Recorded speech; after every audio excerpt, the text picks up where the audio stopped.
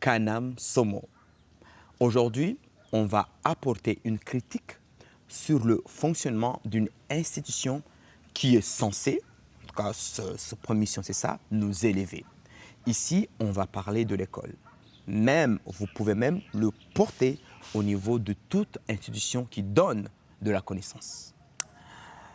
Ici, nous sommes sur le livre de Idriss Aberkane, Libérez votre cerveau, au niveau du chapitre 2, où il faut tout changer à notre école.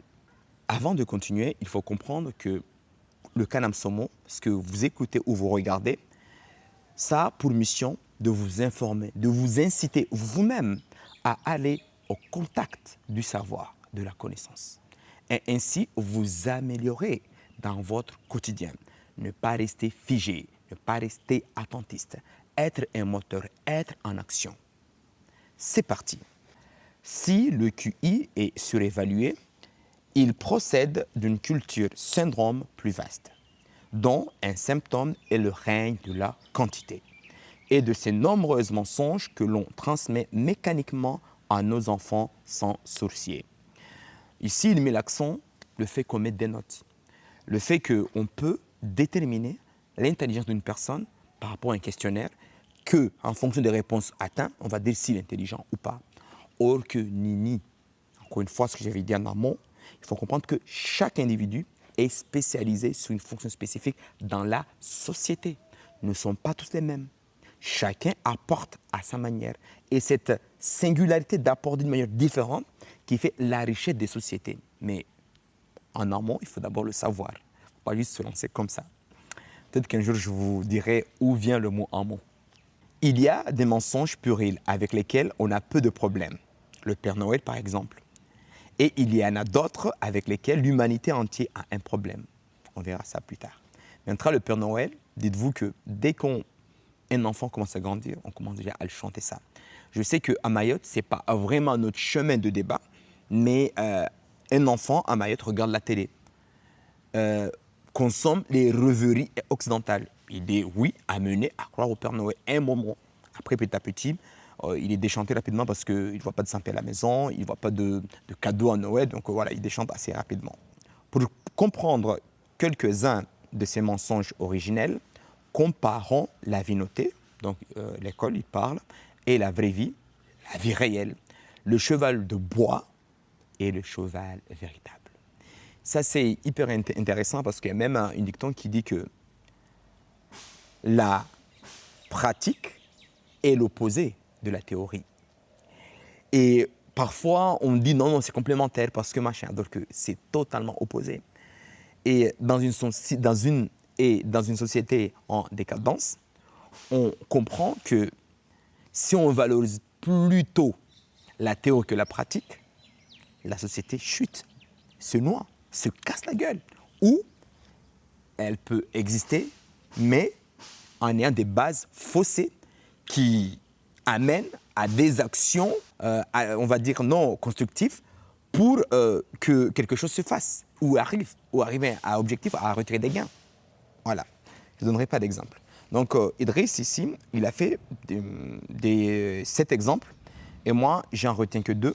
Et ces 2-là, je vous demande vraiment de le noter quelque part. Donc dans le tableau, on a les notions à gauche et on a deux points, en tout cas 2 situations dans la vie notée et dans la vraie vie. Du coup, première notion, question-réponse. Du coup, dans la vie notée à l'école, trouver la meilleure réponse à une question. On peut prendre l'exemple typique. Quand on fait un devoir, on nous donne les questions et c'est à nous de trouver les réponses. Dans la vraie vie, ce que nous, on doit voir, ce que nous, on doit casser, ne pas reprendre le chemin de l'école, toute situation, on doit trouver la meilleure question qui a justifié cette réponse ou cette situation. On te montre un panneau publicitaire, il faut se demander pourquoi on te le montre. Tout simplement. Un élu vient chez toi à te dire « vote pour moi », on peut se demander pourquoi il vient chez moi. Du coup, ce pourquoi doit être notre memento.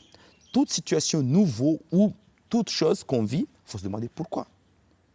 Pourquoi un enfant est aussi, on va dire, ingérable à la maison? Pourquoi?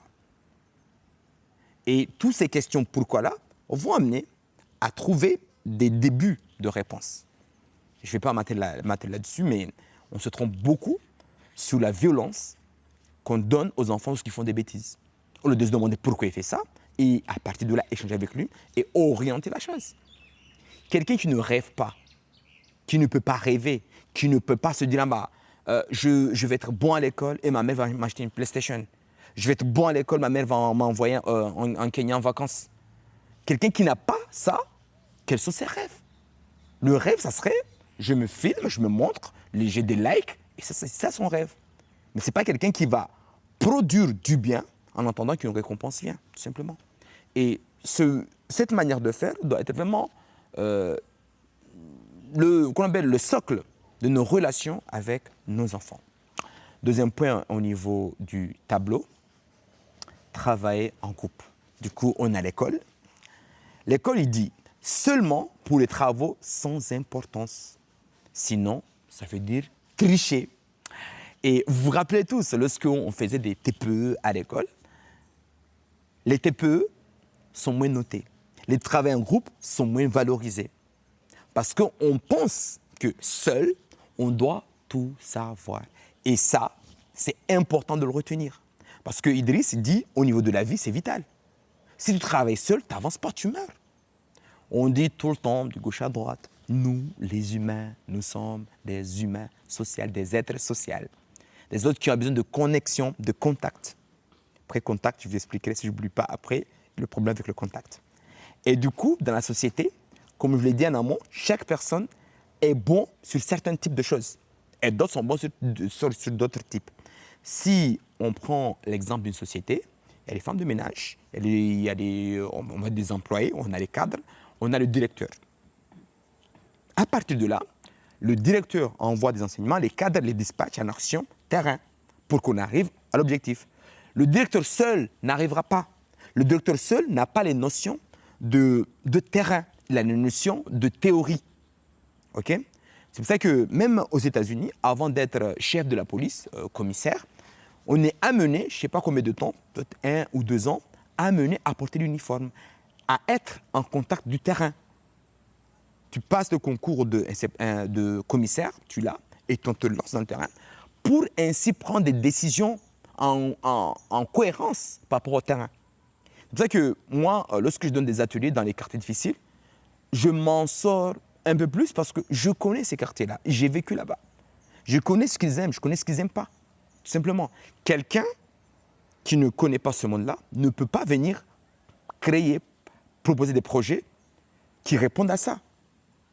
C'est pour ça qu'on dit souvent, c'est nous-mêmes qui nous sommes en capacité de nous sauver. Ce n'est pas les autres, tout simplement.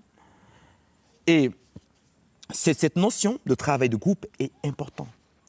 Et ici, par rapport à ce que je voulais vous dire tout à l'heure, là, comprenez bien que lorsque nous sommes entourés des gens qui n'ont pas de base, qui n'ont pas de structure, de gens qui ne connaissent même pas leurs racines, tu ne peux pas grandir.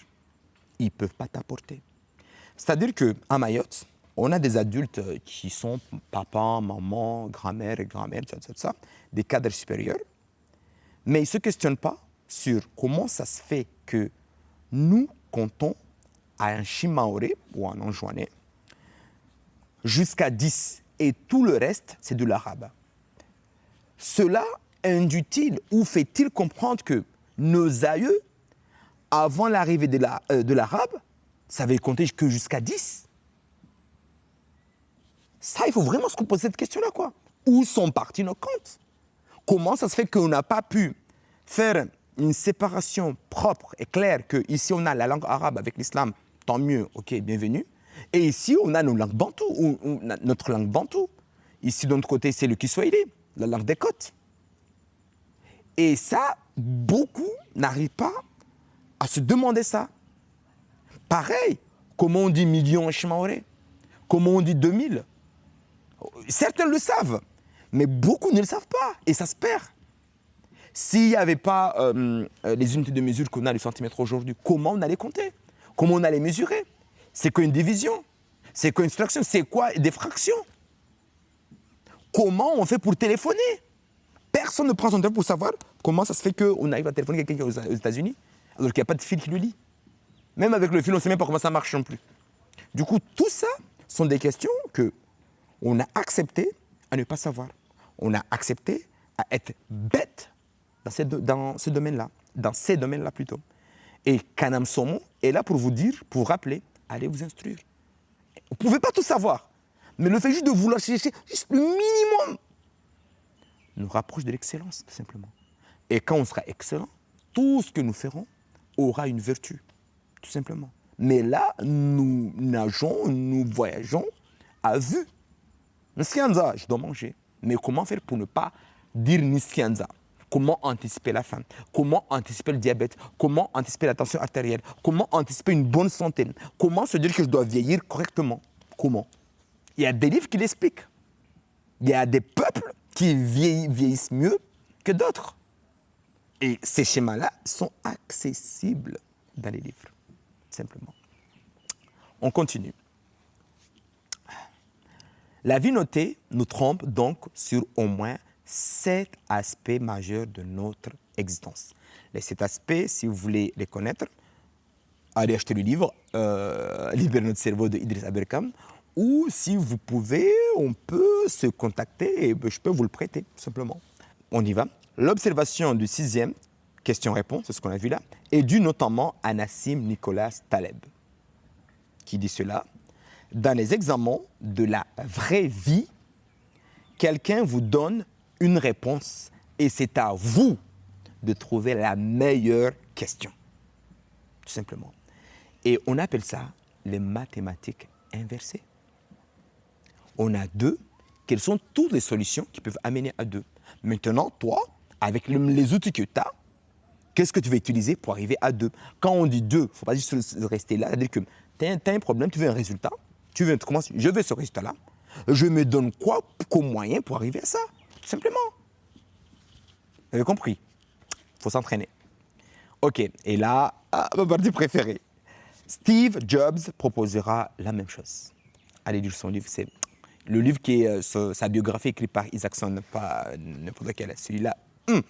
On y va. Quand vous grandissez, vous avez tendance à prendre le monde comme il est, à vous dire que votre vie est comme ça dans le monde.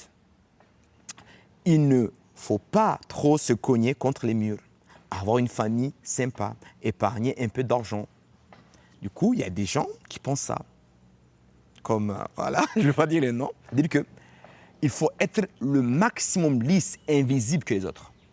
Et cette personne qui dit ça, il peut avoir cette posture-là. Mais cette personne souffre beaucoup intérieurement, souffre beaucoup. Parce que tout ce que la personne entreprend ne marche pas, se casse les dents, n'a pas de sens. Et du coup, elle se rabat ou s'attache au conformiste. C'est-à-dire que l'autre va dire « Ah, t'es comme moi. Ah ». Il y a une série que je vous mets ici, le titre, et c'est sur Netflix. C'est dans Black Mirror. Cet épisode-là, franchement, regardez-la. Regardez-la, saucez avec ce que je viens de vous lire là, et cherchez le livre. Et je ne vous mens pas, vous allez chanter même si vous ne savez pas chanter. Vous allez danser même si vous ne savez pas danser. Vous allez être entrepreneur même si vous n'avez pas les capacités dites d'être entrepreneur. Tout simplement. Parce que vous aurez compris que c'est la singularité qui fait votre charme. On y va. OK. Ça, c'est une vie très limitée. Le fait de penser comme ça, ce que je viens de dire là. La vie peut être bien plus vaste une fois que vous découvrez un fait simple. Et c'est tellement simple que moi-même, je doutais quoi. Ça, c'est une vie très limitée, ce que je viens de vous décrire. La vie peut être bien plus vaste une fois que vous découvrez un fait très simple. C'est quoi le fait? On va le découvrir. Tout ce qui vous entoure et que vous appelez la vie a été fabriqué par des gens qui ne sont pas plus intelligents que vous. Et vous pouvez le changer. Vous pouvez l'influencer. Vous pouvez construire vos propres objets que d'autres personnes utiliseront plus tard. Une fois que vous apprenez ça, votre vie ne sera plus jamais la même.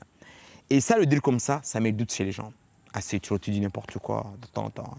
Le gars là avec le costume cravate là qui coûte tel prix, il est plus intelligent que moi. Sinon, je serais à sa place. Moi, je vous dis un truc là. Je vous dis un truc, écoutez-moi bien. La phobie des élus, c'est qu'un jour, la population, pour je ne sais que quelle raison, vont chez lui et lui font comprendre que c'est bon, stop. Ça, c'est la phobie. Dire que l'influence qu'ils ont sur la masse disparaisse. Et ça leur fait... Les élus ont peur de la masse. C'est pour ça qu'ils font tout pour acheter les petits leaders, pour que ces leaders-là noient des faux messages pour que vous ne preniez jamais conscience de ce qui ne va pas dans votre village ou votre commune. Parce qu'ils ont peur de ça. Même ce que je dis là, ils ont peur. Je ne dis pas de prendre révolution, je dis juste que lorsque nous avons un environnement, il y a un âme qui a la connaissance, qui est instruit, ils n'ont pas d'autre objectif qu'être en adéquation vis-à-vis de cette population qu'ils sont censés diriger. S'il n'y a pas de level, ils vont nous faire de sales coups et on ne peut rien faire. C'est pour ça que souvent on dit financer l'éducation. Comme ça, ils seront amenés à être au top, tout simplement. On continue. Or, il y a bien une chose que l'école a tenté de m'apprendre sans succès, de part de lui, c'est que sa forme est parfaite et ne doit pas être changée. En tout cas, pas par moi. Son usager est que le monde qui m'entoure est pensé par les gens les plus brillants qui soient, dépasse l'entendement de la plupart de ses usagers. Ici, il dit en gros que l'école, il est là. Tu dois faire en sorte d'entrer dans le cadre, dans le moule. Tu ne peux pas changer ça. Le truc est tellement parfait que si toi, c'est pas Alim Din, tu n'y arrives pas, c'est parce que tu es un cancre. C'est parce que tu as les mauvais gènes. Or que non. Or que non. Alim Din qui n'en sait pas, le gars en intelligence stratégique, il me humilie. J'arrive pas à suivre. Le gars, il arrive à contrôler, on va dire, 8 personnages distincts, avec des trajectoires distinctes, différents à chaque fois, et des pions qui peuvent tout changer. Et le jeu de l'autre aussi. Imagine cette intelligence. Et lui, qu'est-ce qu'on va lui proposer comme solution? Voie professionnelle. Tu vas être un employé de libre service, simple. Alors que le gars, il a ça. Mais comment nous, cadres, on va dire qu'un cadre les gens, on appelle ça cadre, comment peut-on valoriser ce genre d'intelligence et ainsi faire en sorte que notre village, notre commune, notre département, notre région, le monde puisse briller? Tout simplement. Parce que le gars, qu'on l'aime, qu'on l'aime pas, et je ne suis pas là pour dire qu'on doit l'aimer quand je dis qu'on l'aime, qu'on l'aime pas, non. Le gars qui a créé Starlink, aujourd'hui, avec batterie externe, je me mets là, et là je suis connecté, je peux faire un live. Tu peux être n'importe où dans le monde, tu peux être connecté. Ça, c'est de l'intelligence. Et lui, Alim Din, il a ses capacités. Mais c'est juste que, entre la pauvreté, les difficultés sociales autour de lui, c'est la même chose, mais bon, vous avez bien compris. Il ne peut pas. Et l'école qui ne facilite pas les choses, il ne peut pas. Et moi-même, avec les peu de moyens que j'ai, je ne peux pas. Là, on doit travailler les codes avec Playground qui a sur l'iPad ou sur le Mac, Apple et tout. Et je fais comment? Vous apprenez un gamin Playground dès cet âge-là, à 12 ans jusqu'à 15 ans. Le gars à 20 ans, il vous crée des programmes de malades. C'est ce qui se passe en Californie. C'est ce qui se passe en Angleterre. C'est ce qui se passe en Allemagne. C'est ce qui se passait ou qui se passe encore en France. On a ces talents-là. Il faut les valoriser, les booster et les mettre de l'avant, tout simplement. On y va. L'usager du monde est un emmerdeur qui n'a pas à le modifier. En gros, ceux qui sont à l'école, les profs, ils ont le programme. Tu peux pas venir là les titiller. Rappelez-vous, regarde ces profs-là, dès qu'on change une phrase, ils te disent non, il faut que ça reste comme ça. Ces gens-là, je ne dirais pas qu'ils sont dangereux, mais ils ne vont pas dans le sens de ce qu'est doit être l'éducation. Une éducation consciente, en adéquation avec son monde, sa réalité, simplement. C'est pour ça qu'on critique à tout va les États-Unis, on critique à tout va la Chine, le Japon, la Corée, mais eux, ils ont compris quelque chose. Tout doit être en lien par rapport à ce qu'ils vivent. On ne va pas rester unilatéralement, éternellement sur, je salue, les Maupassant, qu'on appelle Auchan de Maupassant. On ne va pas rester éternellement sur les nouvelles de Maupassant, okay, ou de Alphonse Daudet. Il faut qu'on lise des choses qui nous construisent, qui nous font avancer. C'est pour ça que Kanam Somo est là pour vous propulser à aller vers le savoir, à vous instruire. Parce que moi, je comprends cela comme je le sens là, avec mes connaissances, mon bagage. Vous allez comprendre autrement. C'est pour ça que même les fondis religieux, pareil, allez lire ce qu'ils lisent. Vous allez comprendre autrement. Mais eux, comme ils ont peur de votre logique, de vos histoires, parce que vous allez comprendre les choses différemment. C'est jamais figé. Chacun son histoire, chacun son nez, chacun ses goûts. Et ça, c'est qu'ils leur font peur. Du coup, ils vous assomment qu'on appelle ça, de main et doigt, pour que vous n'ayez pas chercher. Pour que vous, soyez juste des followers, des suiveurs. Et un suiveur n'est pas actif, il est attentiste. Il est là, il attend. Alors que lorsque vous allez chercher le savoir, vous allez être en action, vous allez pouvoir changer votre destin, ainsi de votre famille, ainsi de votre village, tout simplement. Car la métamorphose du monde appartient à une élite, dont la légitimité est établie par le monde de l'élite précédente. Ça, c'est hyper important. En gros, il dit ici que ce sont les élites, les universitaires, les politiciens, les cadres supérieurs qui doivent décider pour nous. Et ces cadres-là ont été validés par les anciens cadres. Du coup, si tu ne fais pas partie de cette élite, tu ne peux pas décider. Et on voit à tel point cette rigidité est bien présente. Est tellement présente dans certaines sociétés que les choses n'avancent pas.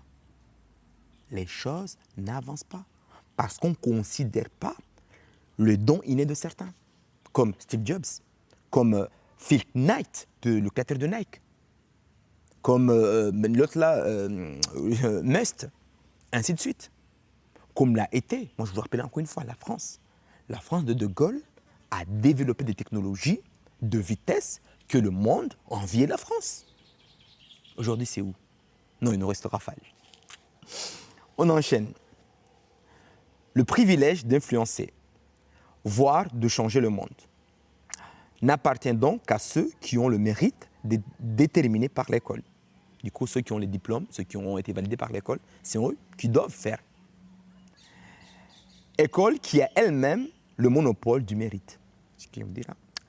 Il faut donc avoir reçu un aval venu d'en haut pour remettre en question la réalité telle qu'elle est et remettre en question les questions elles-mêmes.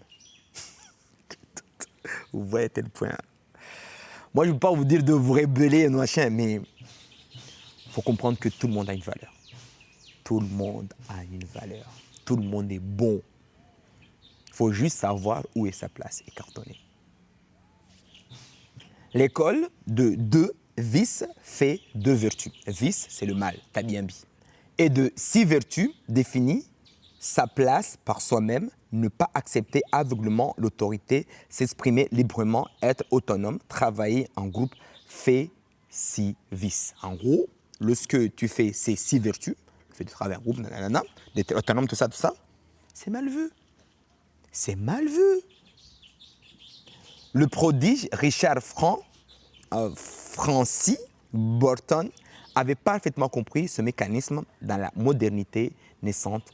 Lui qui ne s'est jamais conformé au moule, qu'en apparence, n'est jamais resté à sa place, qu'en apparence c'est hyper important. Vous pouvez être à l'université, faire semblant, mais dès que vous avez vos diplômes, là vous faites ce que vous voulez. Vous vous éventez, vous valorisez et tout le monde va vous suivre. La personne qui a créé Facebook, YouTube, tout ça, les leaders de tête, eux ici, ils étaient restés sur MySpace, les trucs traditionnels qu'on avait jamais nourri ça. Ils ont pris des risques. C'est pour ça qu'il faut des entrepreneurs, des vrais entrepreneurs. Pas des gens qui vont nous vendre des choses qui nous rendent malades, bêtement, sans réfléchir. Mais des gens qui nous apportent vraiment du sens. C'est ce que je vous dis la dernière fois, que le système d'exploitation de Apple, les systèmes d'exploitation de Apple sont réfléchis comme idéaux, mais pas comme matériel à avoir, comme manière, comme identité. C'est ce qui fait leur force. C'est ce qui fait le charme de certaines organisations, comme celui de Nintendo, comme celui de Sony, Japon, je ne parle pas de Sony États-Unis, et comme l'a été la France avec des grosses boîtes comme l'a été Alstom. C'est-à-dire qu'il y a une idéologie, une manière de faire qui fait que ça fait, ça fonctionne. Bic aussi. Voilà, on enchaîne. Guy, on parle du gars là, M. Burton, n'est jamais resté à sa place, ok, a été autonome très tôt. Et le fait que les gamins de Mayotte puissent utiliser Playground, l'application pour coder, tout petit, va créer des têtes, des savoirs que vous n'imaginez même pas quoi. A appris très tôt quand et comment travailler en groupe. Très souvent. C'est pas tout qu'on travaille, mais quand et comment. Le comment, là, on l'oublie. Très souvent, quoi. Moi, je me rappelle quand je travaillais en groupe, quand on fait des recherches, il y a toujours un qui était là, ils attendent juste qu'on dise les réponses, qu'ils se copient. Ces gens-là, ils n'ont pas leur place dedans. Soit c'est parce qu'on n'aura pas appris comment les choses fonctionnent, et que ce travail-là doit être fait en maternelle ou en primaire, et ainsi de les avoir en collège ou au lycée, d'une manière plus structurée et plus pratique, ça serait pas mal, quoi. On y va. Dans the Qasida of Haji Abdul Yazid, il le chante en ces termes. Par contre, la chanson là, je comprends pas grand-chose. Hein. On y va. Dans le cours même du temps, chaque vice a porté la couronne de la vertu. Opposition, Tabiambi, Iwingstunjema. Chaque vertu a été bannie comme un vice ou un crime. Du coup, du coup, exemplaire Hebabo, je pense que ça va mettre tout le monde d'accord.